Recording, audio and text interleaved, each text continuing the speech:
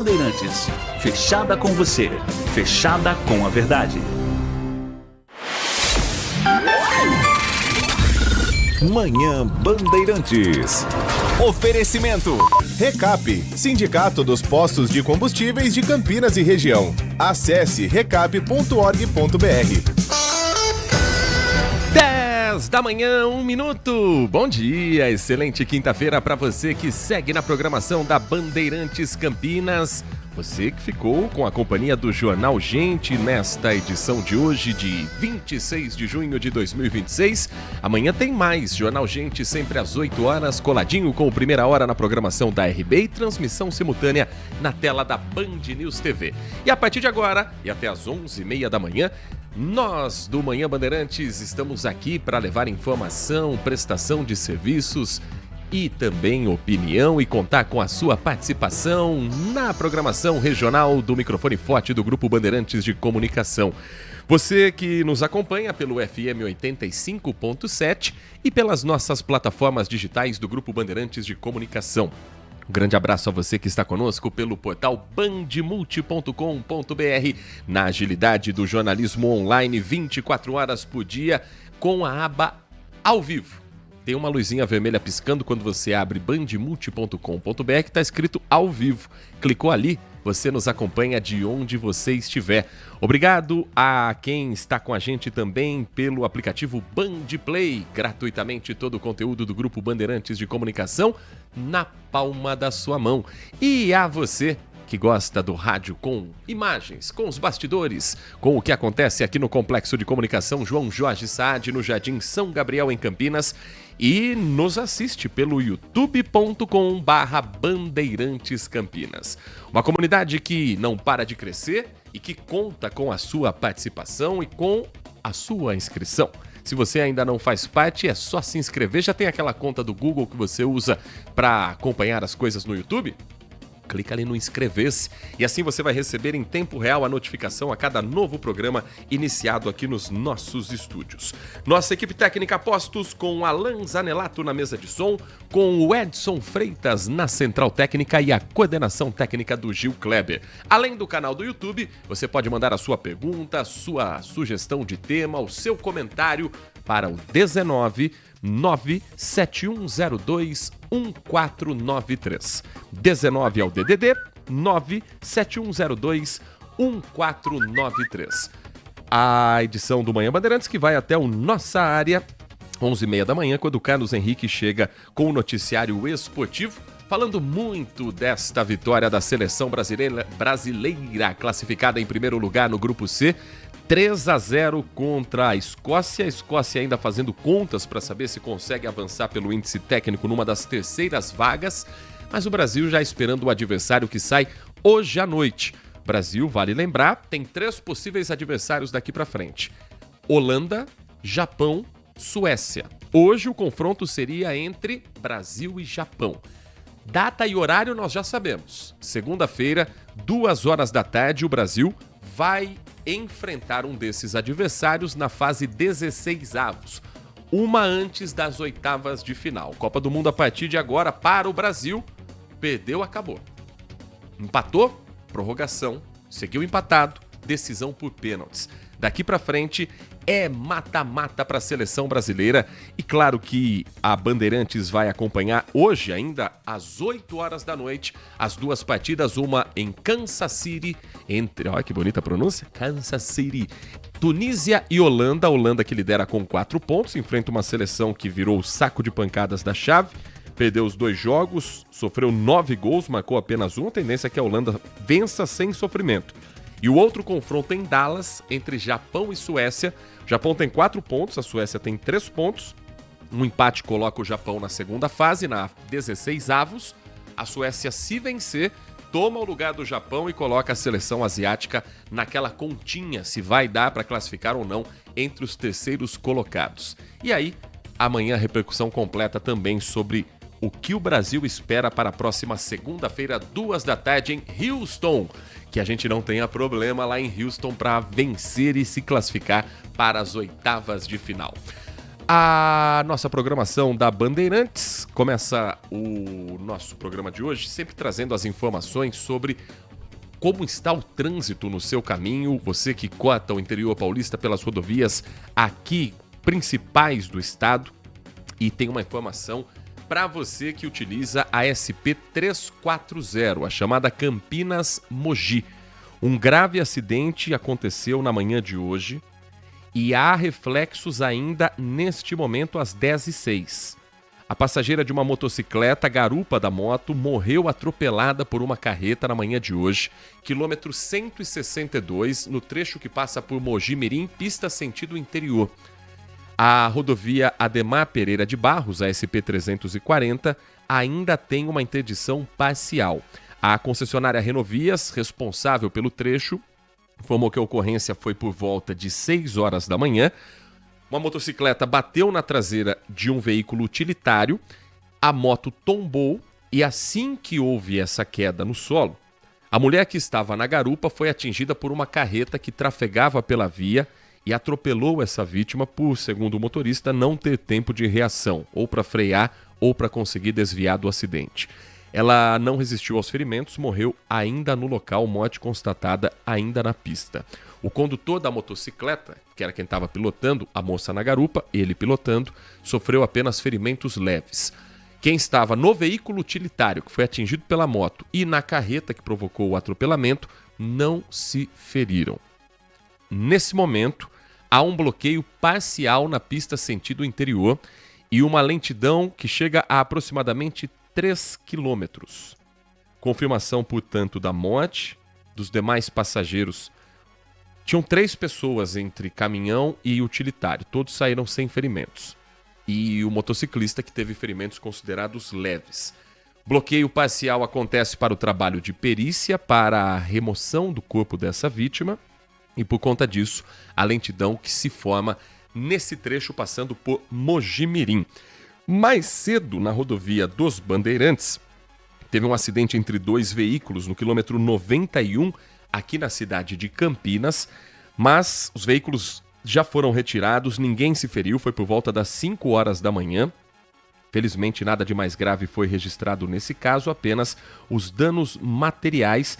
Isso não provoca lentidão neste momento, numa das principais rodovias do estado de São Paulo, a rodovia dos Bandeirantes. Para a gente seguir falando sobre o sistema Anhanguera Bandeirantes, como orientação de trânsito para você que está na estrada, que vai daqui a pouco colocar o carro na pista, o acidente foi na pista sul da rodovia dos Bandeirantes. A pista sul é sentido capital.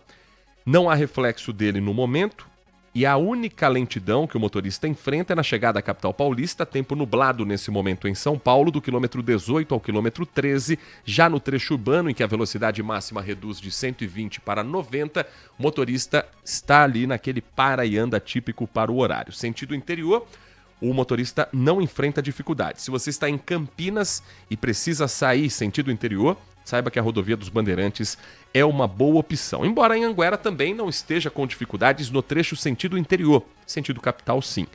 2 quilômetros de lentidão neste momento, passando por Jundiaí, do km 60 ao quilômetro 58. E em São Paulo, já no acesso à marginal do Rio Tietê, do quilômetro 14 até o quilômetro 11. Corredor Dom Pedro I, muito utilizado aqui em Campinas, quase como uma avenida ligando bairros da cidade e áreas comerciais, não apresenta lentidão neste momento, boa visibilidade, não chove agora nesse trecho aqui pela cidade de Campinas. O mesmo vale para a rodovia Santos Dumont. O motorista enfrenta um pouquinho de lentidão na chegada a Campinas pelo trânsito na Avenida Prestes Maia, entroncamento com a Anhanguera, com a própria Santos Dumont. Isso faz com que haja diminuição da velocidade, mas nada considerado atípico até aqui. Trânsito na Avenida João Boy Dunlop, também carregado no sentido centro, no sentido contrário, flui com naturalidade. E no centro de Campinas, aquelas avenidas que sempre são movimentadas em horário comercial não estão diferentes nesta manhã de quinta-feira. Caso, por exemplo, da Avenida Francisco Glicério, no coração do centro da cidade. Ontem foi curioso, nós mostramos no Brasil Urgente, por volta de 6h10 mais ou menos, a Glicério nesse horário tá bombando, né?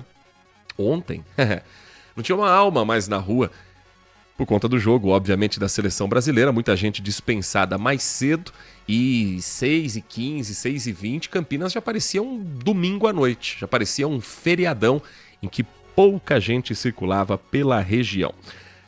Quer dizer, Depende do domingo, né? Porque domingo agora o centro de Campinas estará bastante movimentado. Vem aí a parada do orgulho LGBTQIAPN+. Um dos assuntos da edição de hoje, o Manhã Bandeirantes vai receber os organizadores desse tradicional evento que traz gente de boa parte do estado de São Paulo para a concentração que acontece no centro e para as ações culturais, os debates que acontecem em relação à comunidade LGBT+, na cidade de Campinas. Ainda hoje, portanto, esse será um dos assuntos do nosso Manhã Bandeirantes. 10h11, vamos trazer informações para você sobre o que marca a cidade de Campinas nesta quinta-feira, trabalhos que estão sendo realizados espalhados pela cidade e uma atenção a você que mora ou trabalha na região do Cambuí. A Secretaria de Serviços Públicos executa neste momento a supressão de uma árvore no bairro do Cambuí. E atenção você de Barão Geraldo, tem obra acontecendo por aí também por conta do Departamento de Parques e Jardins. Vamos lá. Primeiro, com relação a Barão Geraldo.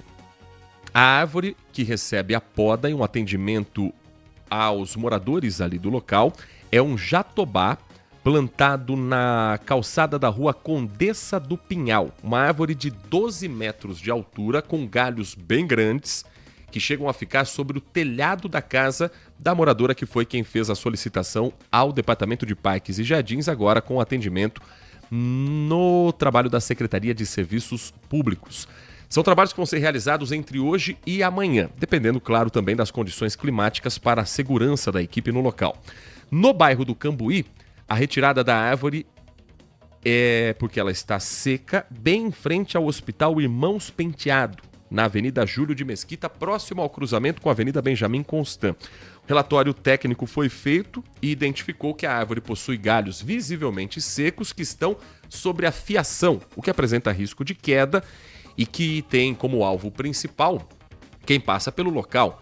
Estamos falando de uma região muito movimentada, em frente ao hospital, carros se movimentando o tempo todo. E o colo da árvore, segundo a prefeitura, está em processo de biodeterioração. Está apodrecendo a árvore. Os procedimentos realizados pelo DPJ fazem parte também de uma sequência depois, com a recolha dos resíduos, a limpeza do local imediatamente após o encerramento das ações e, por isso, atenção a você que passa por ali, tem um isolamento para a proteção da equipe e de quem passa por lá, caso aconteça uma queda de galho, algo que a gente espera que não ocorra, mas trabalho sendo realizado hoje, então atenção para você que passa pelo Cambuí e também pelo distrito de Barão Geraldo. Às 10h13, vamos girar o nosso time de reportagens aqui do Manhã Bandeirantes. Você já ouviu falar em influencers do crime? Calma, não estou falando dessa vez de Deolane Bezerra, não estou falando de gente famosa, tô falando de traficante que fazia live e vídeo no YouTube mostrando como é o dia a dia na biqueira. Cada dia a cara de pau parece maior, né? Essa história chega da cidade de Piracicaba. A polícia descobriu que a biqueira estava online, com adolescentes principalmente publicando vídeos e recebendo um número enorme de visualizações, de curtidas, de comentários, mostrando como é uma verdadeira feira da droga. Por trás dos adolescentes, tinha um maior de idade. Ele foi preso enquanto estava em um motel. Vai responder por tráfico e por corrupção de menores. O repórter Igor Val conversou com o investigador Marcelo Oliveira e preparou uma reportagem contando a história completa para você. Olha a maconha. Mas eu não pra moeda. Plantão dos gordos hoje.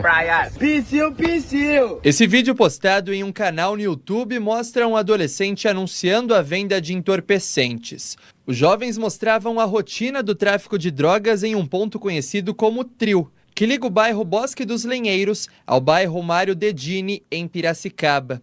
Esse outro vídeo do mesmo canal mostra os traficantes ostentando dinheiro do crime. O trio tá suave, hein, Price? Ai. Olha o trio como que tá suave, fi. Plantão dos gordos, nós que tá, fi, estralando. Esses vídeos chegaram até a Delegacia de Investigações sobre Entorpecentes de Piracicaba, que identificou 7 adolescentes envolvidos e um homem de 22 anos responsável pelo esquema de tráfico de drogas. Polícia, levanta a mão.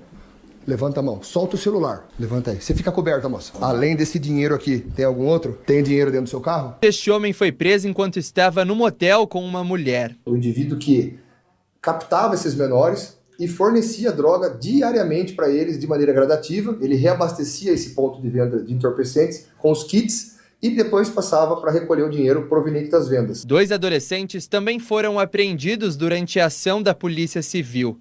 Outros 5 menores já estavam internados na Fundação Casa e agora também respondem pelo crime de tráfico de drogas e associação ao tráfico. Na casa dos investigados e em um barraco na favela Canaã, os policiais encontraram entorpecentes já embalados para venda.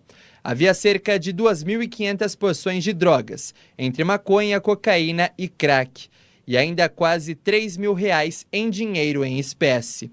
Com os celulares apreendidos, a investigação continua para encontrar mais pessoas envolvidas no tráfico e o que ostentam a vida do crime nas redes sociais. Para nós, em tese, facilita o nosso trabalho, mas é preocupante porque isso aí forma a opinião de outros adolescentes, de crianças, que acabam tendo essa referência, esse valor invertido, achando que aquilo é legal, aquilo é o correto, aquilo vai fazer o futuro deles ser melhor. Esse, o Marcelo Oliveira, investigador da Polícia Civil na cidade de Piracicaba, falando sobre essa ocorrência tanto quanto inusitada. Deixa eu trazer uma informação da madrugada para você, ouvinte da Bandeirantes. O prefeito de Araras, Irineu Norival Mareto, do PSD, morreu nesta madrugada aos 70 anos. Depois de sofrer uma parada cardiorrespiratória, ele foi internado em estado grave na unidade de terapia intensiva da Santa Casa de Araras na última terça-feira. Segundo a Prefeitura de Araras, Irineu sofreu uma nova parada cardiorrespiratória durante a madrugada desta quinta e não resistiu. O velório vai ser realizado daqui a pouco, a partir das 11 horas da manhã, na Câmara Municipal de Araras, até às 3 da tarde. O sepultamento está marcado para as 4 horas, ainda desta quinta-feira, no cemitério da cidade. O próprio município, numa nota divulgada, afirmou que Irineu apresentou um quadro de insuficiência respiratória aguda enquanto estava ainda em casa, quando teve uma parada cardiorrespiratória. Foi atendido pelo SAMU, conseguiu reverter a parada, encaminhou o prefeito ao pronto-socorro da Santa Casa de Araras, onde ele permaneceu hospitalizado. O quadro desde então seguia grave, considerado estável, mas essa nova parada cardíaca acabou resultando na morte do prefeito em exercício, eleito agora no ano de 2024. O hospital comunicou que ele havia apresentado piora no quadro clínico horas antes, com estabilidade, mantendo estado considerado grave. O governo de São Paulo divulgou uma nota lamentando profundamente o falecimento de Irineu Norival Mareto, prefeito de Araras, aos 70 anos. Ele que era empresário do ramo de laminação, casado, pai de 2 filhos e, segundo a Câmara Municipal de Araras, vereador de 1977 a 1980, depois reeleito parlamentar e no ano de 2001 se tornou presidente da Câmara Municipal. Desde então, não deixou mais o mundo político na cidade de Araras, foi vereador entre 2005 e 2008, presidente da Câmara mais uma vez, reeleito para o cargo de parlamentar de 2009 a 2012, terceira vez em que foi presidente da Câmara Municipal. Em 2016 foi eleito vice-prefeito da cidade e, por fim, eleito em 2024 prefeito com 37,15% dos votos válidos, um total de 24.681 votos. Nossos sentimentos à família do prefeito Irineu, nossos sentimentos à cidade de Araras. E 1 da tarde, a cobertura completa dessa notícia para você que acompanha o jornalismo do Grupo Bandeirantes de Comunicação na tela da Band com a jornalista Laís Peçanha. O repórter Igor Val é quem vai para Araras na cobertura também dessa triste notícia para o mundo político nesta manhã de quinta-feira. Ainda hoje a gente fala sobre a visita do governador Tarcísio de Freitas à região. Ele esteve em Santa Bárbara do Oeste e foi questionado, afinal de contas, o Hospital Regional de Campinas sai ou não sai do papel? Ele deu uma declaração a respeito de como está o trâmite legal desse assunto. Mas agora, numa Quinta-feira quente pela vitória do Brasil, o tempo lá fora está bastante gelado.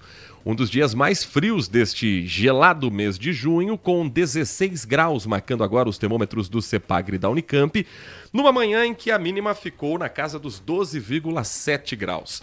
Sensação de que está mais gelado do que os 16 é por conta do vento. Hoje passou uma rajada de vento de 20 km por hora e agora não está muito fraquinho não, 15 km por hora a medição do Instituto de Meteorologia da Universidade Estadual de Campinas. Umidade relativa do ar em 85%, mas, Nath Luquez, pela espiada que dou aqui dos estúdios da Bandeirantes Campinas, não chove nesse momento. Pelo menos isso, né? Bom dia pra você, Bom Nath. dia pra você, Heitor. Bom dia pra você, ouvinte. Pois é, por enquanto não chove, até porque ainda hoje nós estamos sim sob a atuação da frente fria. Amanhã ela se dissipa e aí sim o tempo fica um pouquinho mais estável. Mas vamos voltar um pouquinho pra ontem, porque ontem aconteceu um fenômeno que todo mundo ficou de olho, que é aquela neblina densa que aconteceu aqui em Campinas.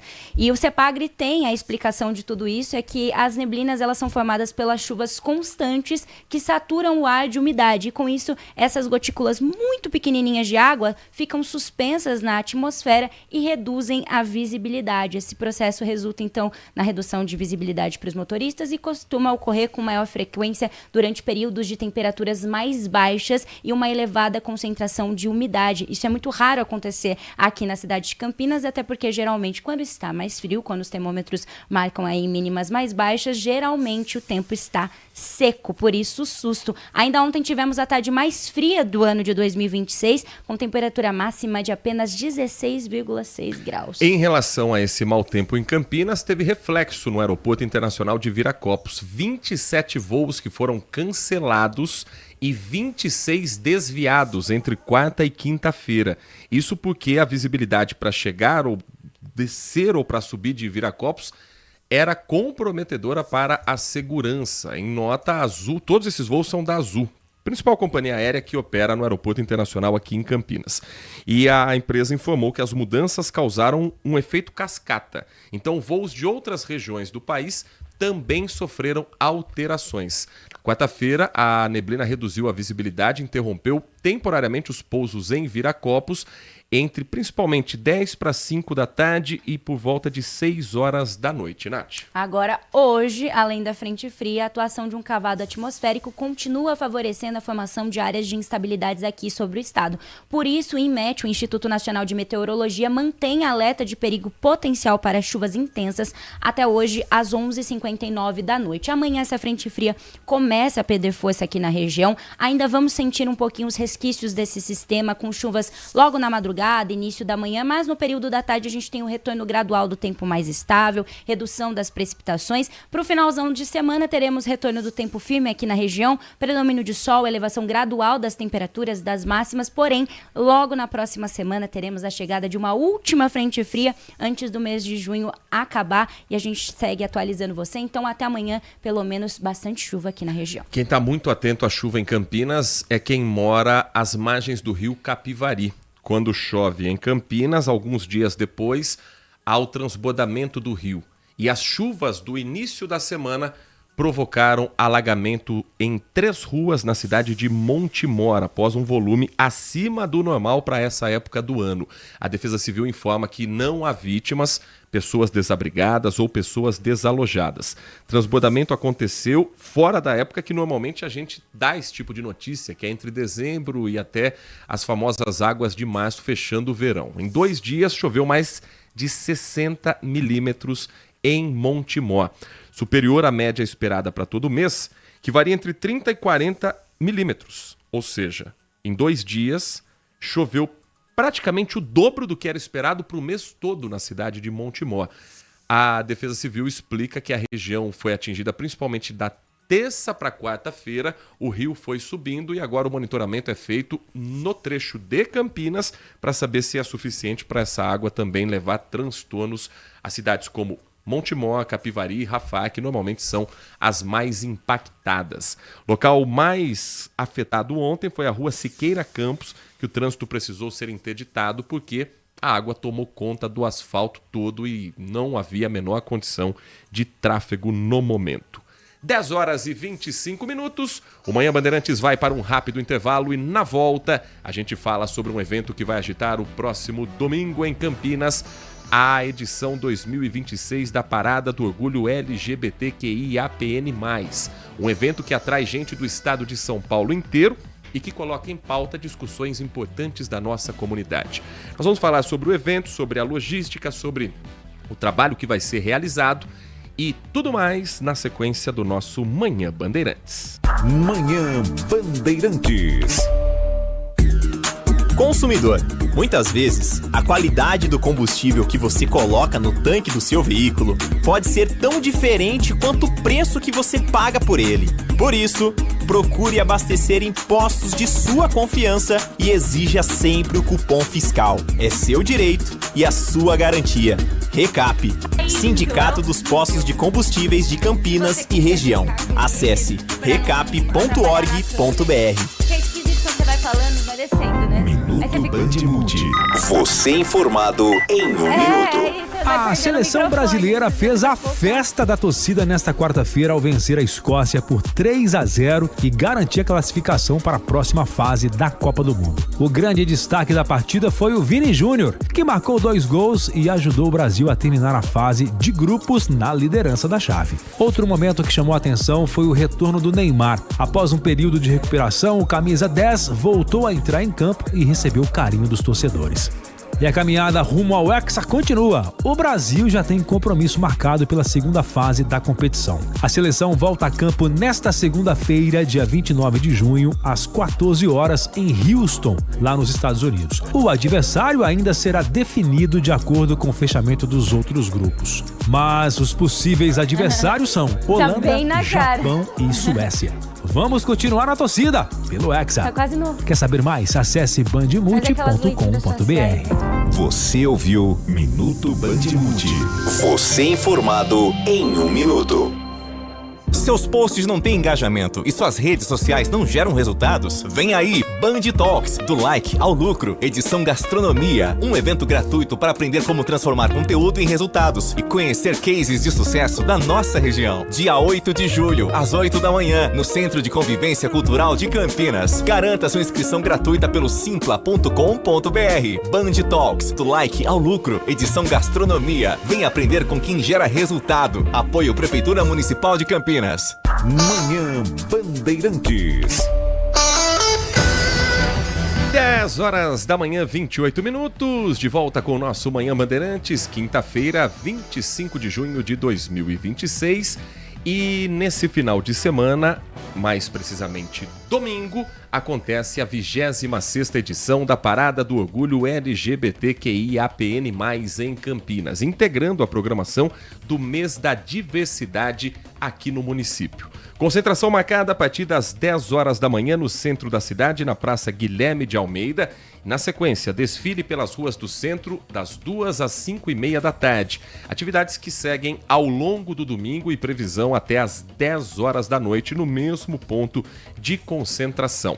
Para a gente falar um pouco mais sobre esse evento já tradicional no calendário da cidade e que atrai gente do estado de São Paulo, de outros estados para a cidade de Campinas, boa parte do Brasil, nós temos como convidados aqui nos estúdios da Bandeirantes Campinas o Douglas Holanda, que é o organizador da parada. Primeiramente, vou pedir um bom dia de cada um para o nosso ouvinte identificar também a voz de cada um de vocês. Douglas, primeiramente, bom dia, prazer recebê-lo aqui nos nossos estúdios. Bom dia, vamos lá, vamos levar informação pro pessoal. Conosco também a Juliana Midori Tomishima, que é coordenadora de eventos do Departamento de Turismo da Prefeitura. Juliana, bom dia para você. Bom dia, Heitor. Bom dia, pessoal. Também conosco aqui, nosso convidado, o diretor de turismo de Campinas, o Eros Wiesel. Eros, muito bom dia para você, prazer em recebê-lo. Bom dia, Heitor. Bom dia a todos os ouvintes. Vamos só, mais uma vez, o bom dia do Eros, para o nosso ouvinte também conhecer um pouco da voz do Eros e se habituar no nosso bate-papo que vai começar a partir de agora. Agora sim, bom dia, Eros. Deixa eu começar conversando aqui com o Douglas a respeito desse evento que chega à sua 26ª edição, numa programação que reforça o caráter cultural, caráter histórico, e é importante sempre lembrar que a parada LGBT ela tem um tom político que não é um tom eleitoral. Qual é a importância de você ter um evento que discuta as pautas que estão muitas vezes em evidência ou aquelas que não estão sendo tratadas pelo poder público? E esse encontro, que sim, tem um caráter de festa, mas também tem um caráter de discussão sobre as principais pautas que vocês precisam reivindicar. Como você disse, a parada ela é um evento político, né? É uma manifestação pública e não deixa de ser um dia de também comemorar a vida, né? Se divertir, encontrar os nossos pares e comemorar o que a gente conquistou durante todos esses anos. Então, a parada é a maior manifestação pública, né, do mundo. A gente tem a maior parada do mundo, né, a de São Paulo. E juntando todas essas manifestações é que faz com que a gente chame atenção e atenção para a gente pelos direitos que a gente tem que conquistar. Por exemplo, o direito ao casamento, como foi... a gente já conquistou, o direito de ir e vir, que é básico. Às vezes uma pessoa como nós, LGBTs, não podem ir e vir de maneira segura. Então, esse também é um momento para isso. Chamar a atenção da população para os cuidados com o trabalho e entre outras pautas que são totalmente importantes e que precisa ser para ontem. Expectativa de público para esse ano é qual? Olha, ano passado a gente trabalhou com 80 mil pessoas durante todo o dia de evento, então a gente espera não receber menos que isso. Para colocar 80 mil pessoas no centro de Campinas é preciso, claro, ter todo um trabalho de logística, ter toda uma organização, uma preparação. Juliana, como é que está sendo trabalhada essa logística e a escolha do local de concentração, de onde vão acontecer as atividades, as caminhadas? Como é que foi esse trabalho para chegar a domingo com tudo bem definido? São várias reuniões de preparo, né, do pré, para a gente organizar toda a questão de segurança, trânsito. Então, reunião com a polícia, com a INDEC, com a Guarda Municipal, para a gente alinhar desde bloqueios de rua, desvio de linha de ônibus, a parte da limpeza urbana também, escala da equipe. Então, tem várias reuniões antes para a gente alinhar todas essas questões, desde estrutura, equipe de segurança, brigadista, ambulância. A gente monta todo o layout, alinha junto com os órgãos de segurança, pensando no bem-estar do público e também da organização do evento. Lembrando que o evento começa, portanto, com a concentração logo pela manhã, às 10 horas, na Praça Guilherme de Almeida, e depois o desfile pelas ruas centrais, das 2 da tarde às 5h30. Há todo um trabalho ali de fechamento de trânsito, de segurança para quem vai a esse evento e também a preocupação com o transporte público. Houve essa conversa com os demais setores, com as demais pastas? Sim, sim. Inclusive, da parte de segurança pública, a gente sempre faz o trajeto, né, que a gente fala, antes do evento, desde, por exemplo, calçamento, mosaico solto, retirada de caçamba, afiação também, toda a questão para passagem dos trio elétricos, a INDEC também com desvio de ônibus, com transporte público, Uber, tem toda essa mudança de lugar de ponto de táxi, reserva de vagas, então tem toda essa logística, né? Comunicação dos bares com antecedência ali do entorno, para eles também se programarem, né? E também tem o decreto, né, da questão do vidro, né? Hoje tem uma lei que proíbe vidro. Venda de garrafa de vidro. Isso, garrafa de vidro em eventos públicos, também tem essa questão.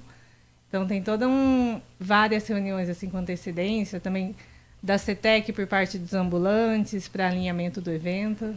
Eros, queria que você falasse sobre a expectativa da chegada do turista, de quem vem de fora para esse evento, de quem está se programando de outros municípios, e a importância também economicamente de Campinas receber tanta gente de fora que vai movimentar hotéis, comércio e a vida no centro no próximo domingo.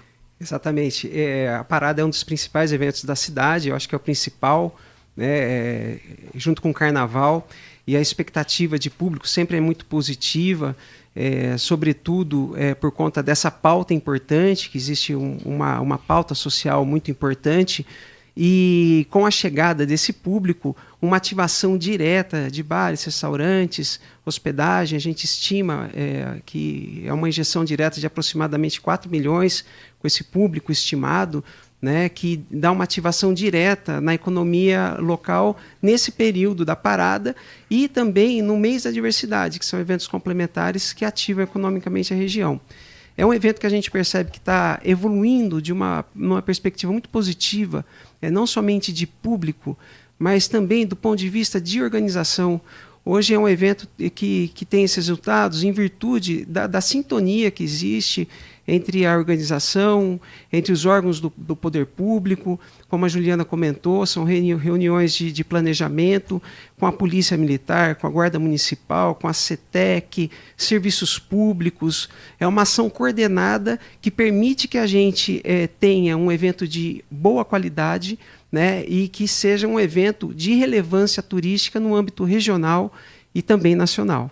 Nós estamos recebendo aqui no Manhã Bandeirantes a equipe de organização, de logística, que faz parte da 26ª edição da Parada do Orgulho LGBTQIAPN+, que acontece domingo na cidade de Campinas, no centro da cidade, com o Douglas Holanda, organizador da parada, com a Juliana Tomishima, coordenadora de eventos do Departamento de Turismo da Prefeitura, com o Eros Wiesel, que é diretor de Turismo de Campinas, e a Nath Luquezzi faz agora a sua rodada de pergunta para os nossos convidados. Nath. Bom dia, pessoal. Vamos começar então com o Douglas. Douglas, eu acho que a gente fica pensando, né, como é que é feita a escolha dos artistas que estarão fazendo parte aí desse dia inteiro maravilhoso e qual que é a importância dos artistas terem essa voz? Vocês têm um alinhamento prévio de o que vai ser discutido ali, de quais músicas vão entrar e o quanto isso pode impactar essas pessoas que estarão ali no dia da parada? Na verdade, hoje a associação não traz nenhum artista a nível nacional, tá? A nossa prioridade é trabalhar com os artistas locais, tendo em vista que o espaço já não é muito, né? E não acho justo dar espaço para um artista que está trabalhando, viajando o mundo, que vai vir aqui se apresentar e ir embora, enquanto eu tiro espaço dos artistas que estão aqui trabalhando comigo todo dia, né? Lutando comigo. Então, hoje é feito... A gente recebe muitos contatos de gente, aliás, do Brasil inteiro, pedindo para fazer parte, mas a nossa prioridade é quem está aqui com a gente, e assim a gente segue nesse alinhamento de que todo tempo de palco vai ser dado para quem está aqui com a gente no dia a dia. Mesmo esses artistas que ainda não estão no palco, eles também trazem esse termômetro. Poxa, a parada está chegando até essas pessoas querem fazer parte. Esse engajamento é muito bacana. Sim, a gente tem uma regrinha lá que é sempre dar oportunidade para artistas novos. Quem nunca esteve, não só no palco da parada, porque a parada é a nossa cerejinha, né? Mas a gente tem eventos durante todo o mês. E em todos esses eventos tem palco para os artistas. Então a gente tem artista que começou lá no Arraial, por exemplo, e vem subindo até chegar à parada. Perfeito. Juliana, bom dia para você. E essa gama de opções, são vários eventos até chegar o dia da parada. Como que é feita essa escolha e como que é esse processo até chegar esse dia? Quais que são as pautas colocadas ali durante esses outros eventos? A gente tem no mês da diversidade, né? Começa com a gincana, né? Que são atividades ali na Lagoa do Taquaral. Até a gente faz essa questão de ocupação do espaço público, né? Depois a gente teve o Arraiá da Diversidade, semana passada, na Praça Bento Quirino, que é um evento menor, né? Mas também ocupando o centro da cidade, que é valorizar também o centro da cidade, né? Levar eventos para o espaço público. Sexta-feira agora a gente tem o Big Juice, na Praça Bento Quirino novamente, que também... tá todo vapor aí, e a gente finaliza com a parada, né? Que é no centro da cidade, andando pelas ruas da cidade. Então, essa questão de dar visibilidade mesmo para a associação, junto com o poder público, para esse evento. Quem faz toda a organização do evento presta atenção assim que acaba uma parada, escuta os comentários e também tenta adicionar talvez coisas novas num próximo ano? Como é que é feita essa organização? Acabou uma parada, já começa o planejamento do próximo ano. Acabou a parada, a gente sempre faz uma reunião, né, para ver o que a gente pode melhorar para o ano seguinte, né? Inclusive a gente faz um relatório interno para a gente fazer, o ano que vem é bom melhorar nisso, colocar isso, ajustar essa necessidade, igual a própria, você pensar, hoje tem muito, a própria polícia escala escrivãos bilíngues agora, porque tem um grande número de estrangeiros, então eles também fazem essa adaptação. A questão de vidro, principalmente, uma coisa que ocorreu há anos atrás, mas também essa demanda devido aos grandes eventos, como Carnaval, Parada, por isso que surgiu essa necessidade dessa lei. E a gente vai ajustando, né? Inclusive tem uma lei que vai ser, um decreto que vai ser publicado amanhã, em questão dos bares ali do entorno também, que vão encerrar meia-noite, o horário de funcionamento, em especial no dia da parada. Então, assim, cada ano a gente vai aprimorando, vai vendo a necessidade e adaptando, né? Com toda certeza. Falando em necessidade, muito bom dia, Eros. Bom dia. Existe uma necessidade também do turismo de se adaptar com tudo isso. Muitas famílias também chegam até a nossa cidade. Como que o turismo tem se preparado durante todos esses anos? Exato. A gente tem uma parceria com o Convention Visitors Bureau, né, que é a entidade que representa os bares, hotéis, restaurantes da cidade, que nos apoia integralmente na realização do evento. E Campinas tem uma situação muito privilegiada do ponto de vista de estrutura, que permite não só a gente acomodar todos esses visitantes, esses turistas, mas também ampliar esse público com uma qualidade que é importante, né? Um público que exige uma qualidade para hospedagem, para permanência na cidade. E uma situação importante que o Douglas comentou, que eu queria destacar, é que a Campinas, do ponto de vista de produção cultural LGBT, ela é muito rica. E o que a Ju comentou também da questão do calendário de eventos, o mês da diversidade ele acaba sendo um mês de catalisar toda essa produção, né, cultural promovida pelo LGBTQIA+, na cidade, que enriquece demais, não só do ponto de vista turístico, nos conecta, né, com um segmento importantíssimo, estratégico, não só para Campinas, mas para a região e para o Brasil, e permite também que a gente dê visibilidade e faça do mês da diversidade uma grande vitrine para as produções de Campinas, no que se refere à cultura LGBTQIA+. Então, a gente tem ganhos de todos os lados, não é só do ponto de vista econômico, não é só do ponto de vista social, mas, sobretudo, do ponto de vista cultural, para reconhecer essa produção que acontece na cidade, que é maravilhosa. Com toda certeza. Como continuar levando essas pautas, mesmo depois que passa esse mês, durante todo o ano? O que a gente percebe é que é uma pauta permanente. Eu acho que essa integração que a gente está tendo neste momento, essa construção dessa parceria está permitindo que a gente discuta isso ao longo do ano, né?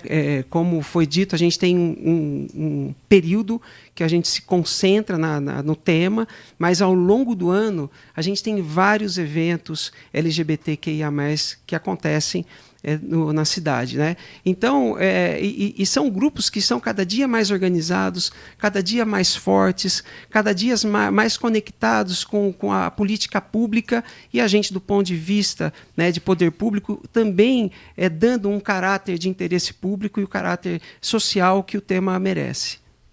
Domingo acontece a 26ª edição da parada LGBTQIAPN+, concentração 10 da manhã. A Praça Guilherme de Almeida é a praça do antigo fórum, né? Do Palácio da Justiça, do Palácio da Cidade. Então, ali bem na Francisco Glicério, coração do centro da cidade, é a concentração, é onde vão estar também muitos dos artistas e muitas das apresentações. Douglas, cada ano que a gente vê, a parada ela reúne cada vez mais famílias. Pais, mães levando crianças, debatendo dentro de casa a diversidade, o respeito à comunidade LGBT. Mas nós vivemos num país e numa cidade extremamente conservadora. Como é que tem sido nesses últimos anos a resistência a um evento como esse, que a gente já mostrou aqui, que traz dinheiro para a cidade, que traz visibilidade para a cidade, pautas importantes para o público, mas que ainda tem gente que olha e diz: isso não é festa para a família, isso não é festa para a criança? Eu acho que a melhor resposta para essas pessoas é continuar ocupando o centro da cidade, parando o trânsito, porque muitas dessas pessoas só prestam atenção que a gente existe quando a gente faz isso. E é por isso que sempre acontece ali no mesmo local. A gente já teve convite para sair da região central pelo tamanho que a gente tem ocupado, mas para a gente, movimento social se faz no centro. Se faz aonde consegue se mexer no dia a dia da população. E eu acho que a maior resposta é quando a gente recebe crianças, famílias extremamente felizes e realizadas de estar ali naquele dia com a gente, comemorando.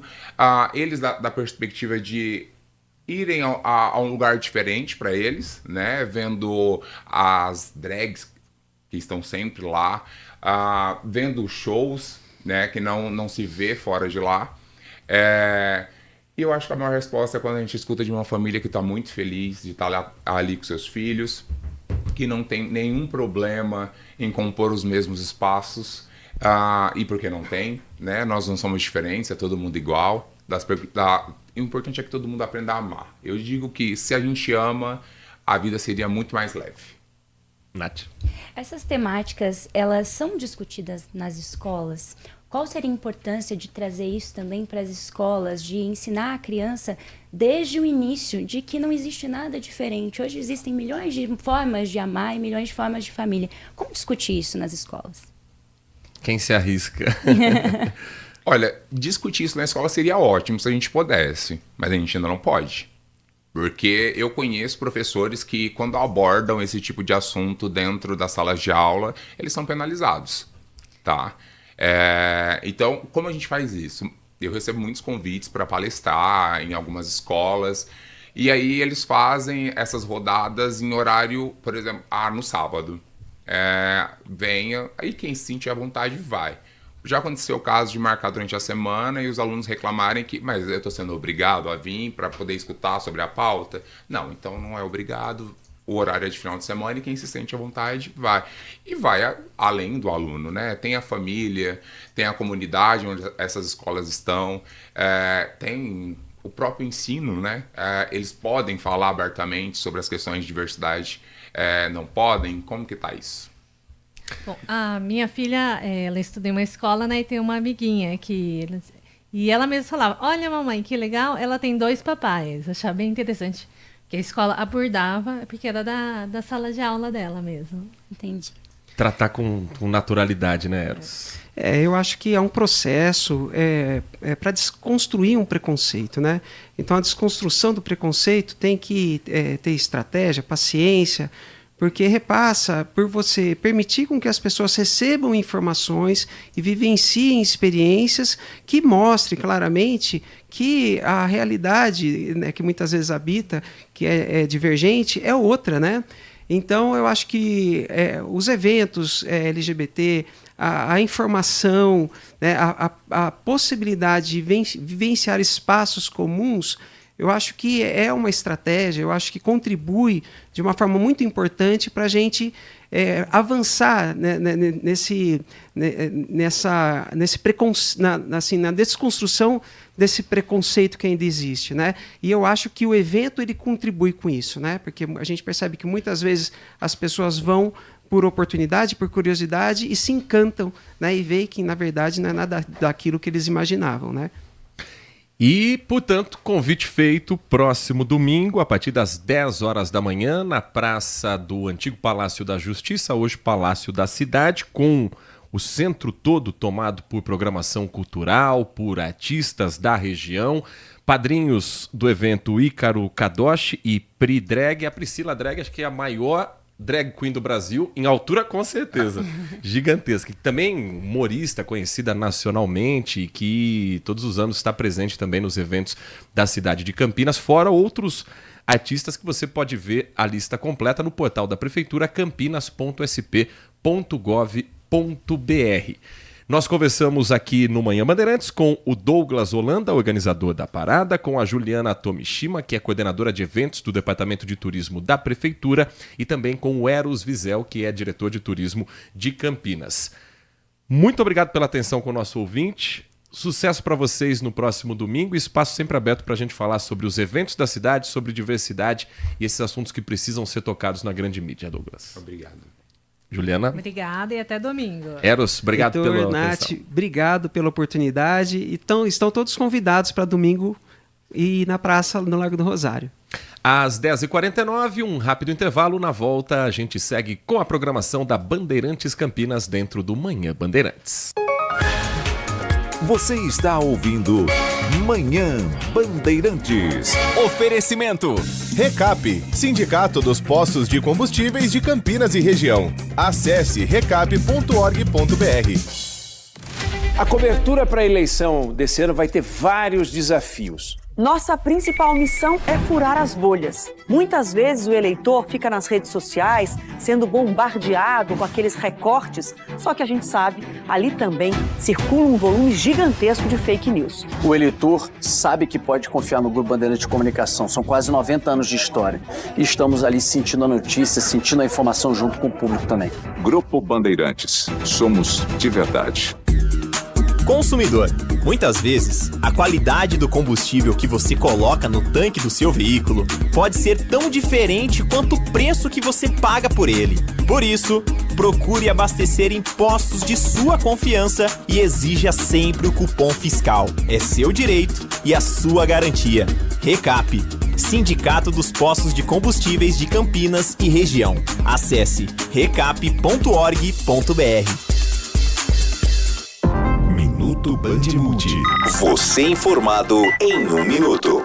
O clima de São João vai tomar conta de Campinas neste fim de semana. A Praça Arautos da Paz receberá uma grande festa junina com entrada gratuita e atrações para toda a família. A festa acontecerá das 16 às 22 horas no sábado e do meio-dia às 22 horas no domingo. A programação inclui apresentações musicais, danças típicas, espaço de lazer e, claro, muita comida tradicional que não pode faltar nesta época do ano. Quem passar pelo evento poderá aproveitar delícias como milho, pipoca, quentão, doces típicos e diversas opções gastronômicas. Além disso, o público poderá acompanhar apresentações musicais ao vivo com artistas e grupos de diferentes estilos, incluindo Luiz Miguel e Daniel, Lucas e Augusto, Samba do Joy e atrações de forró e entre outras atrações especiais. Quer saber mais? Acesse bandmulti.com.br. Você ouviu Minuto Bandimulti.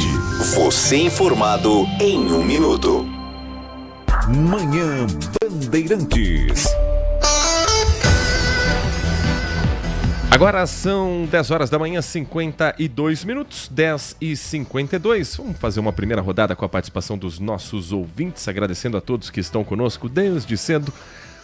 Programação de jornalismo do Grupo Bandeirantes, o mais tradicional do rádio brasileiro, vem lá do Pulo do Gato, depois com o Primeira Hora, o Jornal Gente e o nosso destaque regional sempre aqui no Manhã Bandeirantes, contando com o seu espaço para sua opinião, para sua prestação de serviço, para você também ajudar o Manhã Bandeirantes a pautar os assuntos do dia.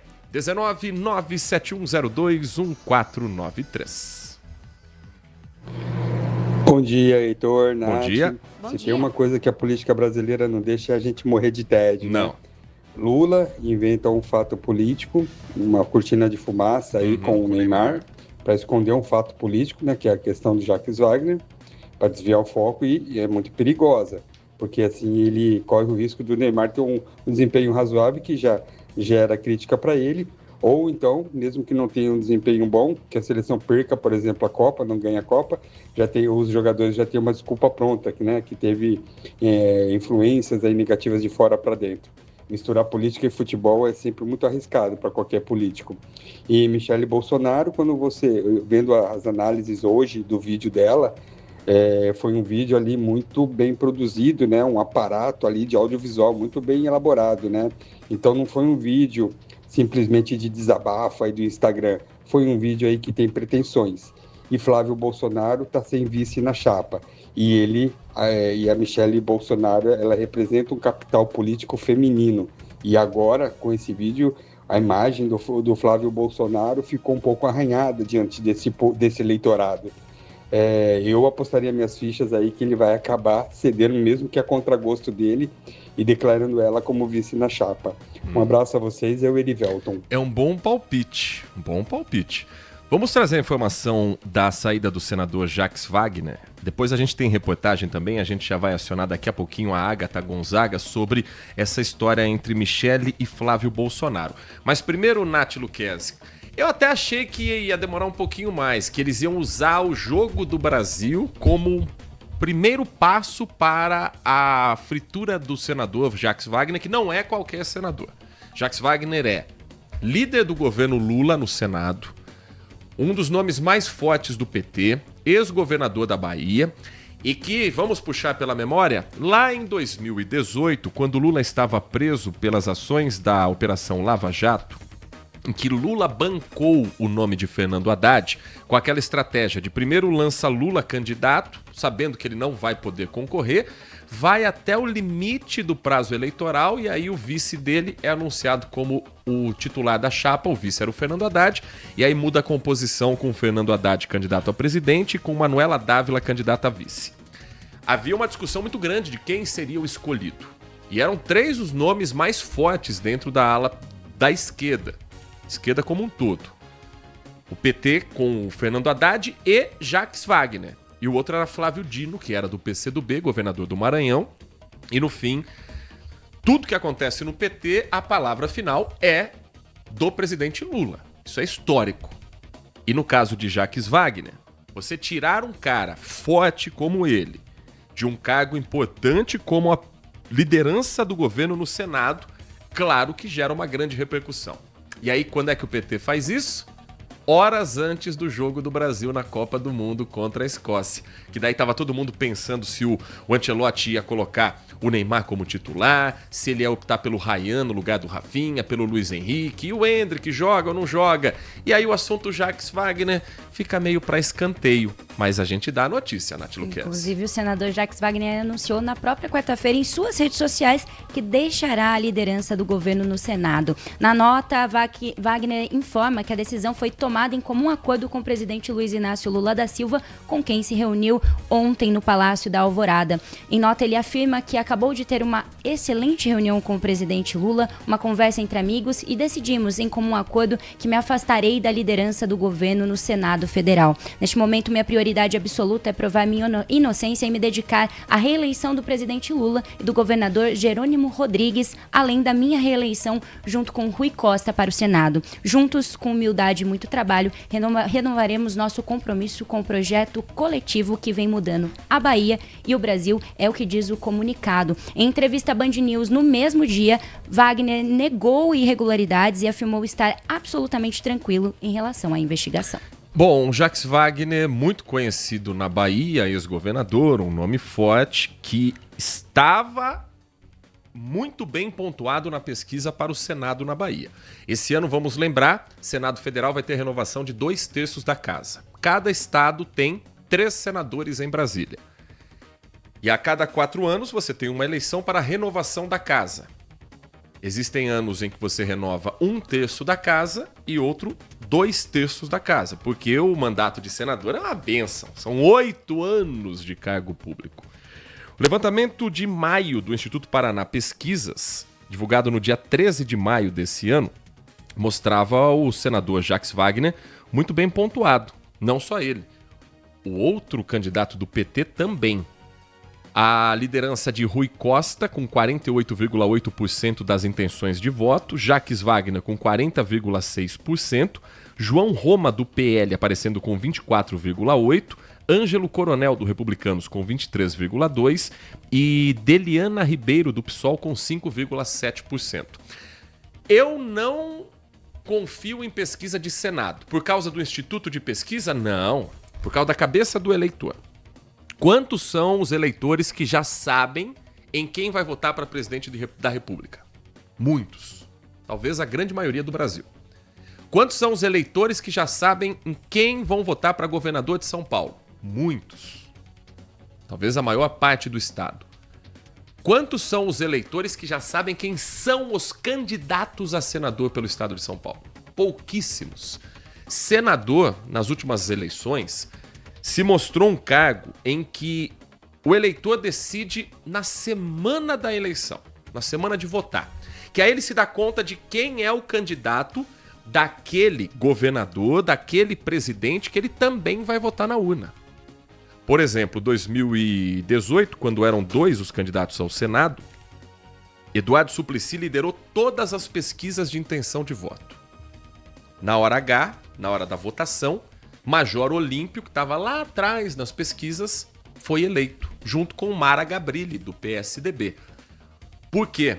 Porque o eleitor bolsonarista que deu voto para, muito provavelmente, João Dória, governador na ocasião, e certamente para Jair Bolsonaro, candidato a presidente, ele só foi se dar conta de que o candidato ao Senado de Bolsonaro era Major Olímpio próximo da eleição.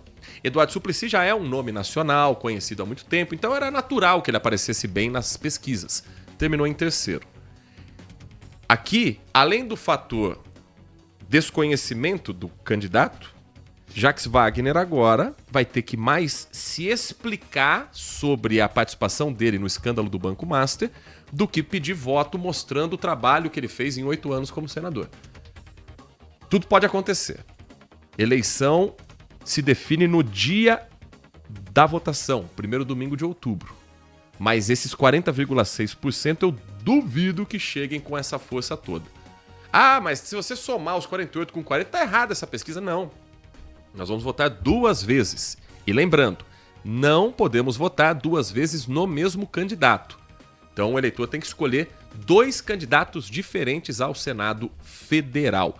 Já que falei do assunto, vamos ver o que tem aqui de pesquisa sobre Senado para São Paulo, para a gente lembrar quais são os nomes que estão surgindo, que estão aparecendo com mais força. São Paulo vai ter a renovação de 2 cargos, o de Giordano, que termina o mandato agora em 2027, ele que assumiu como suplente de Major Olímpio, que faleceu durante a pandemia da Covid-19, não vai ser candidato à reeleição. É aquele que apareceu dando carteirada em policial. Eu sou senador, você vai me parar na blitz. Ele estava cheio de irregularidade. E Mara Gabrilli também é outra candidata, outra senadora que não deve sair candidata à reeleição. A última pesquisa que foi divulgada aqui para o Senado do Estado de São Paulo foi no dia 19 de junho, Instituto Paraná Pesquisa, sexta-feira da semana passada. E as ministras Marina Silva, da Rede, e Simone Tebet, do PSB, lideram a corrida eleitoral do Senado Paulista. Pelo levantamento do Instituto Paraná Pesquisas, Marina aparece com 35%, Simone Tebet com 32,4%, Guilherme Derrite com 26,7%, Ricardo Salles 17,1%, André do Prado 13,9% e Paulinho da Força 13,4%. Aqui é o seguinte, vamos considerar que Tarcísio de Freitas é o principal nome, inclusive o PT já está olhando para as desistências de Paulo Serra do PSDB e Kim Kataguiri do Missão, que não devem ser candidatos a governador, com grande preocupação. Aumentam as chances de Tarcísio ser eleito no primeiro turno. O eleitor do Tarcísio, muito pouco provavelmente, bem pouco provável, que vá votar em Marina e Simone Tebet. Talvez até em uma das duas. Mas ele deve escolher um nome mais alinhado ao governador. Guilherme Derrite foi secretário de Tarcísio de Freitas. Ricardo Salles foi ministro do governo Bolsonaro. André do Prado é o presidente da Assembleia Legislativa, desconhecido, porém do mesmo grupo político. Então é muito provável que pelo menos um desses 3 seja eleito. Acreditar que Marina e Simone serão eleitas juntas, eu acho muito pouco provável. E no caso de André do Prado, a escolha dele como candidato ao Senado tem uma estratégia, ou tinha, que era colocar Eduardo Bolsonaro, deputado federal cassado e que está nos Estados Unidos, como suplente. Então o movimento era muito óbvio. Se Flávio ganhasse a eleição, anistia geral e irrestrita, André do Prado chega como um ministro, escolhe ele para alguma pasta do ministério, abre a vaga de primeiro suplente e Eduardo Bolsonaro passa a ser um senador que não foi diretamente eleito, mas que está na mesma chapa. Suplência de senador não é igual de deputado. Se um deputado pede o mandato ou é chamado para ser um ministro, entra o próximo mais votado do mesmo partido ou da mesma coligação que não estava com votos suficientes para ser eleito diretamente. No caso do senador, o senador coloca ali 2 dos seus homens de confiança, 2 pessoas de confiança como seus suplentes. Então, uma vez ele saindo, ou como aconteceu, infelizmente, com o Major Olímpio falecendo durante o cargo, é o suplente que assume, suplente que muitas vezes está ali escondidinho nas pequenas linhas naquele folheto, naquele santinho que você recebe.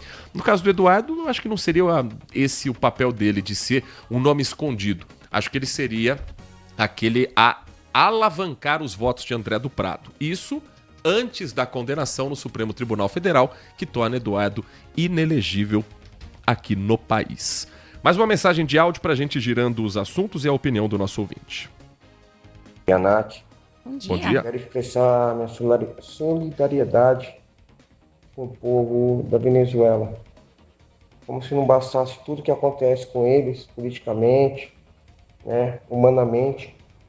a natureza castigou eles com 2 terremotos lá que, pelo jeito, não foi fácil, nem vai ser fácil para eles passar por isso. Né? Teve muita destruição de prédio, né? Infraestrutura. Né? Eu quero mandar minha solidariedade para o povo venezuelano e que Deus abençoe eles nesse momento, né? Que já não bastasse tudo que acontece com eles há muito tempo, está acontecendo, mas é essa agora. Alexandre Centro, um abraço, Heitor. Nossa solidariedade estendida a todo o povo venezuelano, os terremotos que foram sentidos também no norte do Brasil, e a gente tem ainda números que estão sendo atualizados em tempo real, mas que já são extremamente tristes e desesperadores. Nath Luquezzi, conta pra gente o balanço mais atualizado sobre os terremotos na Venezuela. Por enquanto, o balanço que a gente tem é que o terremoto deixou aí ao menos 164 mortos e mais de 970 feridos, segundo a presidente interina do país, Delcy Rodrigues, que declarou estado de emergência. O SGS estimou ainda que os terremotos poderão deixar um saldo potencial de 10 mil a 100 mil mortes, segundo uma avaliação preliminar. As equipes de resgate correm contra o tempo para salvar vítimas que ainda estariam nos prédios que desabaram.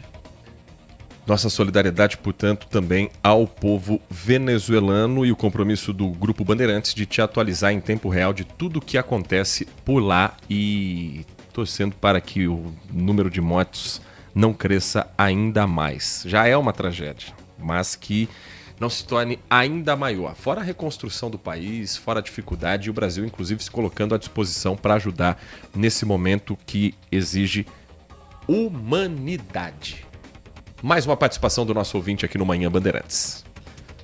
Bom dia, Heitor e Nath. Bom dia. Eu vou falar um pouquinho da seleção, tá? Eu vou ser sincero, eu não acreditava muito no treinador italiano, sabe?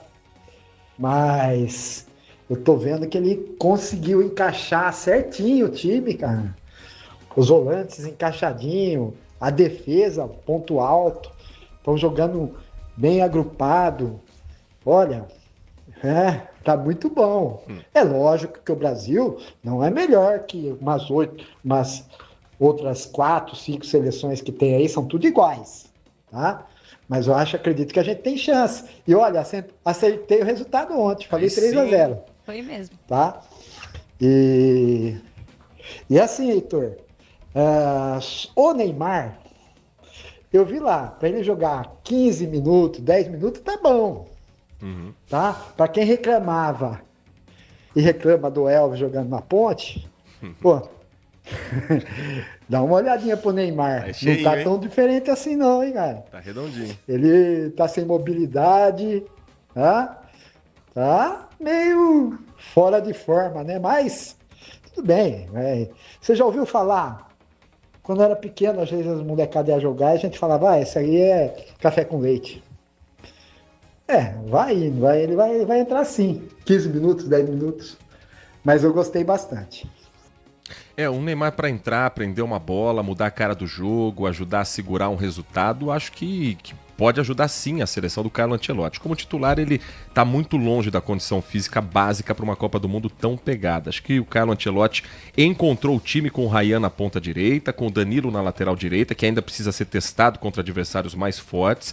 A Escócia não é parâmetro para título de Copa do Mundo, mas o que valeu nessa primeira fase foi ver a evolução da equipe e o Ancelotti trocar o pneu com o carro andando. Não tinha time nenhum, agora ele tem uma base, 11 jogadores. Ainda tenho muitas dúvidas sobre o Lucas Paquetá, que essa é a vaga que o Neymar tá cogitando, é a vaga que está guardada para o Neymar. Se ele tiver condição física até a próxima segunda-feira, vai ser cotado para titular, mas não vai ter, não tem ritmo de jogo, e que seja uma carta na manga, um coringa. Aumentou sua esperança pelo Hexa, Nath Luquezzi? Ontem aumentou, mas é porque eu sou uma grande entendedora, né, de futebol, então a gente fica animado com qualquer 3-0, a gente já tá animado. Mas ontem, acho que pingou uma esperancinha, assim. Vini Júnior sendo Nossa. o protagonista que a gente esperava que fosse, um cara que já ganhou o prêmio de melhor do mundo, que ganhou todos os prêmios na Espanha, titular do maior time da Europa, do mundo, que é o Real Madrid, titular da maior seleção, batendo no peito, chamando a responsabilidade. É assim que a gente quer ver Vini Júnior, é assim que a gente quer ver a seleção toda. E claro que a gente sempre torce pela saúde dos atletas, mas a saída do Rafinha por lesão acabou sendo uma solução para o técnico Carlo Ancelotti, que o Rafinha simplesmente não entendeu o tamanho de uma Copa do Mundo e, pelo jeito, de certa forma, era ele que estava atrapalhando um pouquinho ali. O que o Ryan fez ontem, impressionante saída do goleiro. A Escócia gosta de um jogo estilo Fernando Diniz também, né? Gosta de fortes emoções. Mas agora esperar, e hoje à noite a gente vai saber quem será o nosso adversário segunda-feira, 14h, para alegria de Nath Luquezzi, que estará no ar no mesmo horário. Meu Deus. Que você, o pessoal do Switch, eu acho que nem sua mãe vai estar assistindo. Não, com certeza não. A minha mãe principalmente. Como é que você analisa a defesa do Alisson? O Alisson tá precisando ganhar confiança. Ele vem de uma temporada, de algumas temporadas não tão boas assim no Liverpool, já foi o melhor goleiro do mundo. Ele vem de uma lesão. Ele é um goleiro que nunca foi uma unanimidade. Entre os três, pra mim, não é o melhor. Pra mim, o melhor é o Everton, mas eu não sei se eu tô falando com análise ou com coração de palmeirense. Ah, tá. E o Alisson precisava desses 2 jogos pra ganhar confiança, pra mostrar, ei, tô aqui. Eu sou aquele Alisson do Liverpool que ganhou a Champions League, que ganhou a Premier League e que pode, por que não, ser goleiro titular de uma Copa do Mundo pela 3ª vez. Também não temos um grande nome. O Brasil sempre sobrou goleiro. Em 2002 tinham 3 goleiraços de um nível absurdo. Marcos titular, Dida segundo, o primeiro reserva e o Rogério Ceni terceiro goleiro. Hoje você não tem um cara que engraxa a chuteira desses 3, que pendura a luva desses 3 no vestiário para eles. Mas são 3 goleiros de alto nível. O Everton, Ederson e Alisson. Todos eles mais velhos. Então é dar confiança para quem foi o escolhido pelo Tafarel, que é o treinador de goleiros, que trabalha com o Alisson no Liverpool. E torcer para ele pegar as bolas que contra a Croácia e contra a Bélgica ele não conseguiu. Às 11h11, vamos falar sobre o assunto polêmico na eleição nacional, trazendo aqui a opinião do Adriano Vermelho, fechando esse bloco também com a participação do ouvinte e já acionando, preparando a Agatha Gonzaga, que vai trazer mais detalhes sobre essa história. Sobre a declaração da madrasta bolsonarista, escreve o Adriano Vermelho. Nada como um dia após o outro. Como há muito sabido, mas parece esquecido ou nunca aprendido, o pior dos inimigos vem de dentro. E como Troia teve seu cavalo presente, ruína, o candidato da direita bolsonarista tem também seu ou sua representante mortal, entre aspas, de dentro, que é do centro da família, tão exaltada e núcleo duro do poder. Vem mais um golpe. Talvez fatal, ele questiona, não sei. Mas sei que nessa altura do campeonato, qualquer movimento, ainda mais um vindo de onde vem, e tão hostil quanto foi, pode ser determinante. O melhor disso tudo é a queda das máscaras. No final, todos acabarão revelados com seus podres e pecados e teremos que votar tampando o nariz para escolher um candidato. Bom dia aos ouvintes, aos impecáveis âncoras do jornalismo interiorano. O Adriano sempre muito generoso conosco aqui no Manhã Bandeirantes. Deixa eu mandar um abraço para o querido Tandy Negrão.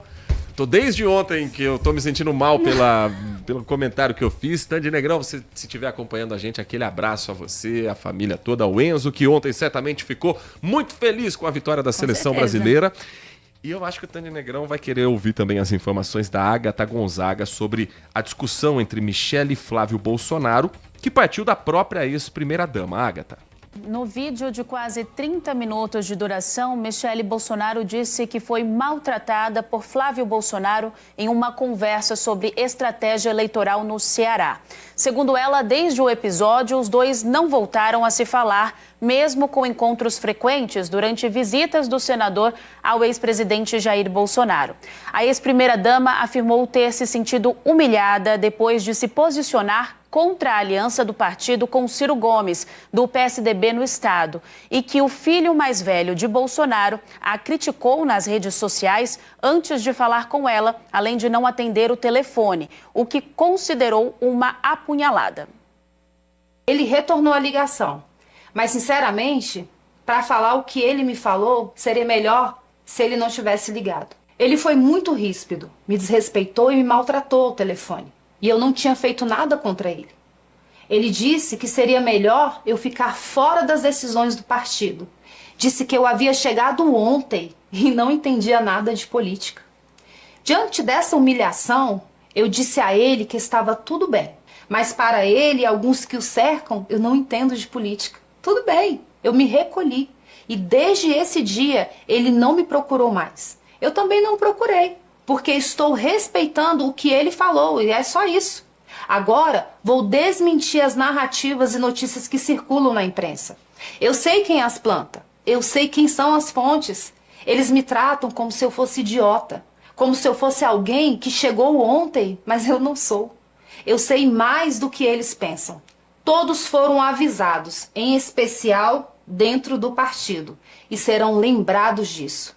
Terceiro, o Flávio vai à minha casa toda semana, mais de uma vez. Se ele realmente quisesse falar comigo, já teria falado. Se considerasse necessário o meu apoio, já teria conversado. Estou na minha. Continuarei recolhida. Publicamente, a direção do PL no Ceará havia dito que o apoio a Ciro Gomes havia sido autorizado por Jair Bolsonaro e que o objetivo seria derrotar o PT no estado.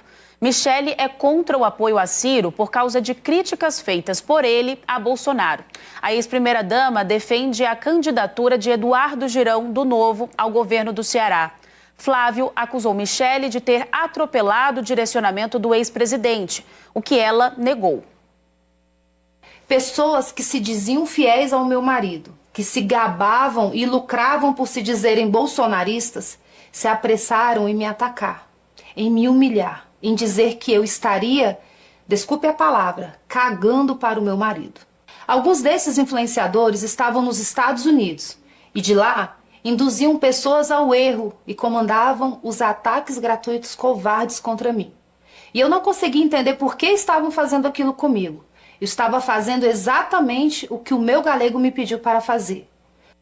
Horas depois da publicação de Michele, Flávio Bolsonaro fez uma transmissão ao vivo nas redes sociais e evitou comentar o caso. Durante a live, o senador disse: "Hoje é dia de jogo, nada nem ninguém me aborrece." Mas em uma nova publicação feita nas redes sociais, Flávio afirmou que nunca desrespeitou, maltratou ou humilhou nenhuma mulher. Ele pediu desculpas e disse que divergências sobre estratégias políticas não são divergências de princípios, defendendo que o objetivo em comum deve ser o mesmo, a oposição ao atual governo. O senador também afirmou que convidou Michele para uma reunião com mulheres do partido, mas que não teve resposta nem por mensagem. Disse ainda ter sido surpreendido após a publicação do vídeo. Voltamos aos estúdios. Muito obrigado a Agatha Gonzaga. Para quem não entende não lembra do motivo dessa briga com o Ciro Gomes, ela vem da eleição de 2022, em que Ciro se colocou como o candidato da terceira via e dizia a todo momento que Lula e Bolsonaro são exatamente iguais. Falando também a respeito de corrupção. Trouxe em podcasts, eu me lembro dele numa entrevista no Flow Podcast, trazendo informações, dados e, enfim, o histórico dele quando os dois eram deputados. Ciro também foi deputado federal por muito tempo, dizendo que o Jair Bolsonaro, deputado federal à época, superfaturava o gasto com gasolina no seu gabinete. Aquele clássico da nota fiscal. Abastece 100, passa uma nota de 250 e embolsa o restante do dinheiro. Que eram pequenas corrupções de gabinete e que ele desafiava o Jair Bolsonaro a processá-lo, para dizer que isso tudo era mentira. Ele nunca foi processado por Jair Bolsonaro. Ciro Gomes também passou os últimos anos dizendo que os filhos de Bolsonaro são bandidos, corruptos, ladrões. Então, quando a Michele Bolsonaro, primeira-dama, vai ao Ceará e questiona as lideranças locais de por que o bolsonarismo cearense está se aliando a Ciro Gomes, você me perdoe a sinceridade, mas ela é a única coerente nessa história.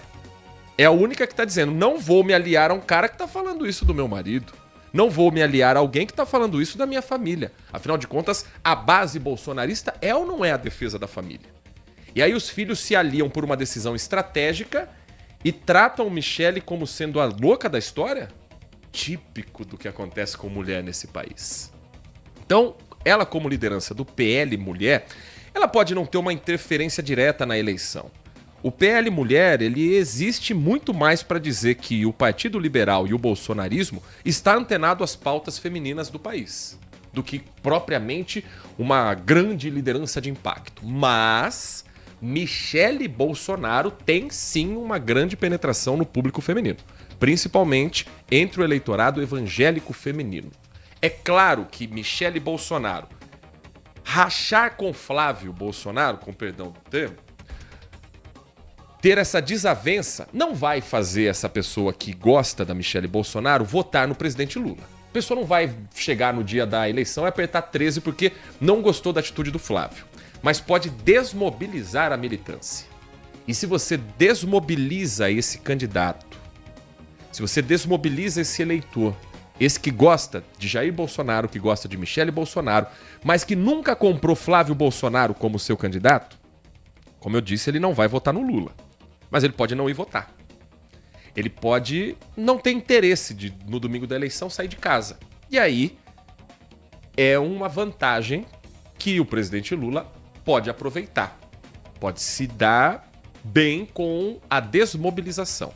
Agora, na escolha de vice, um nome que Flávio Bolsonaro cogita como mulher e que está também sendo um nome discutido na sua militância é o da deputada federal Bia Kicis, do PL do Distrito Federal. Colocar Bia Kicis como vice, você coloca uma mulher na chapa, como pode ser a intenção do bolsonarismo. Porém, é abrir mão de vez do voto moderado.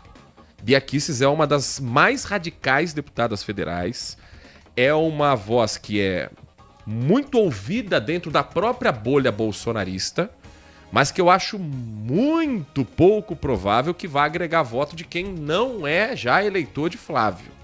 Então colocar Bia Kicis é uma chapa pura do PL, então você não agrega com outro partido que possa te ajudar com tempo de TV, com composição de bancada lá na frente, e dizer, nossa candidatura é assim, nós vamos falar para os nossos e quem comprar, comprou.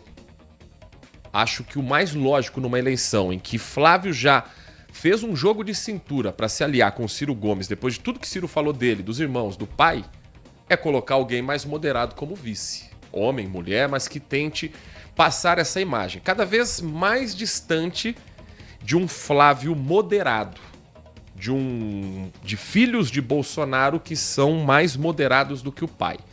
Tá ficando cada vez mais difícil manter essa imagem e a eleição tá chegando cada vez mais próxima. Isso tira Flávio da disputa? Óbvio que não. Isso faz com que Lula avance no seu caminho para a reeleição? Ainda não. Mas que o PT olha para isso. No mesmo dia em que Jacques Wagner sai por uma suspeita de corrupção com o Banco Master, Michelle Bolsonaro dá um presente desse pro PT, aí é óbvio que eles estão rindo à toa. Tem mensagem de áudio e essa eu faço questão de trazer. Bom dia, Arthur. Ele tá ouvindo a gente. Bom dia, Bom dia. Respondendo ao cidadão ontem, é óbvio, o interesse do Trump é na família Bolsonaro. Já foi declarado isso, que essas coisas de taxação, tudo que os filhos do Bolsonaro vai lá, fala para ele fazer, ele faz, meu amigo. Ele faz. O interesse dele é que a família se eleja.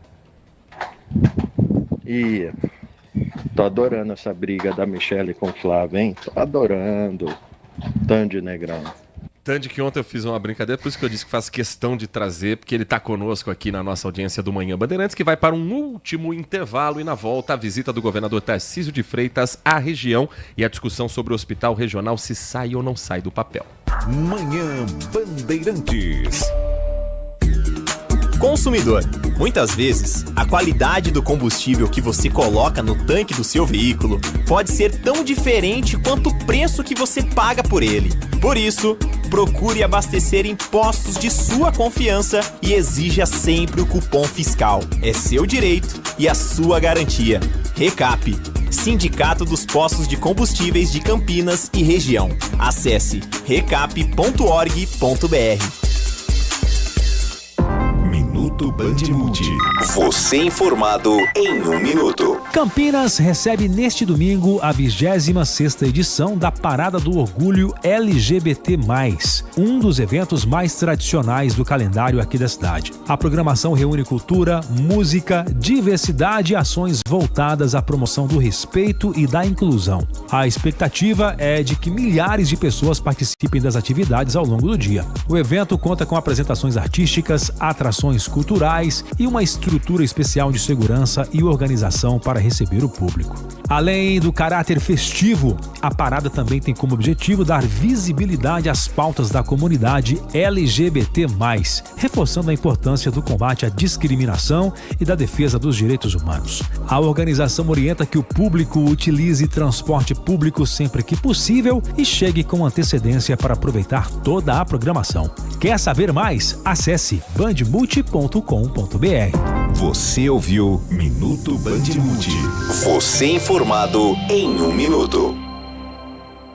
Manhã Bandeirantes. São 11 horas da manhã, 25 minutos, 11h25. O governador de São Paulo, Tarcísio de Freitas, esteve em Santa Bárbara do Oeste ontem. Ele falou a respeito de alguns dos assuntos ligados também à saúde, porque era a inauguração de um complexo de saúde na cidade. Também teve entrega de escola em Atibaia. A repórter Lucimere Ramalho acompanhou a agenda do governador e a gente conta para você. Campinas, licitação feita, fase de recurso. Assim que concluir a fase de recurso, a gente vai eleger um vencedor, assina contrato e aí inicia a obra. É um hospital de grande porte. Bom, esse é o trecho que o Tarcísio fala a respeito da obra do Hospital Regional. Agora a reportagem da Lucimere Ramalho. O investimento para a construção do complexo foi de 25 milhões de reais, custeados pelo governo municipal. Foram 3 anos de obras.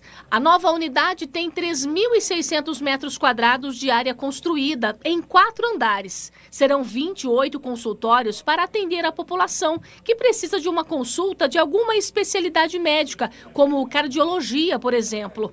O novo espaço terá também uma farmácia municipal. Serão cerca de 400 funcionários para atender a população. Aqui nós vamos encontrar todas as vigilâncias, a Secretaria de Saúde, a farmácia. A gente vai encontrar o centro de especialidades completo, o nosso centro municipal de oftalmologia, ambulatório de ostomia, ambulatório de feridas. Aqui a gente vai encontrar um centro para procedimentos, onde a pessoa pode fazer pequenas cirurgias sem ficar internada. A inauguração da unidade contou com a presença de prefeitos da região e do governador do estado, Tarcísio de Freitas.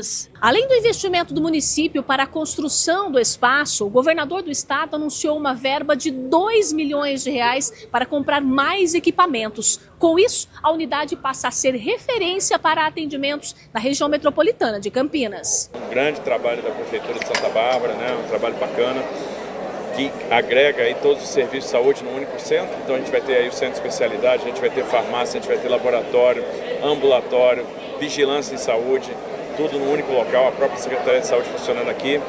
Bom, agora sim a gente vai trazer um trechinho do governador Tarcísio de Freitas explicando sobre a construção e a expectativa do Hospital Regional em Campinas. Campinas, licitação feita, fase de recurso. Assim que concluir a fase de recurso, a gente vai eleger um vencedor, assina contrato e aí inicia a obra.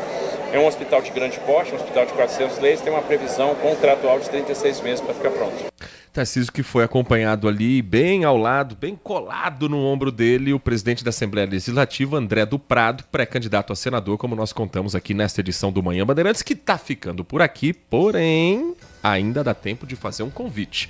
1h30 da tarde, Nath Luquez. O que tem na tela da Band? Nós temos o Band Mulher. Quem apresenta o Band Mulher? Eu mesma, E o que você preparou para hoje? Hoje o programa tá recheado. A gente vai preparar um álbum de fotos, principalmente nessa época do ano de Copa do Mundo, pra gente poder registrar esse momento especial. A gente não revela mais fotos, mas hoje a gente vai fazer um álbum bem especial. A gente vai falar sobre a IA na Copa do Mundo FIFA 2026 e também teremos dança, afinal, não só de Copa do Mundo vive este país. Em breve chega o Festival de Dança de Joinville, um dos maiores do mundo, e teremos um pessoal aqui da região que vai, então eles estarão conosco no Band Mulher às 1h30 da tarde. Já competiu em Joinville? Já. Ganhou? Não, mas só de estar lá já é incrível. Quem perdeu foi Joinville. Foi incrível. Amanhã a gente chega um pouquinho mais tarde, certo? Certo, às 10h30 então. Logo depois do Circuito Fechado com o Gustavo Frison. Um grande abraço para você, ouvinte da Bandeirantes. Obrigado a você que nos acompanhou, que vai continuar conosco. Um abraço pro querido Paulo Neves, na nossa audiência todos os dias. Trabalhos técnicos do Alan Zanelato na mesa de som, do Edson Freitas na central técnica, com a coordenação do Gil Kleber. Vem aí, Carlos Henrique, o Nossa Área, noticiário esportivo com Carlos Batista. Um abraço para você e continue na RB. Manhã Bandeirantes. Oferecimento. Recap, Sindicato dos Postos de Combustíveis de Campinas e Região. Acesse recap.org.br. Você está na Rádio Bandeirantes. No seu rádio, no aplicativo Bandplay e também no YouTube. Estamos no Instagram. Segue agora, @Rádio Bandeirantes Campinas.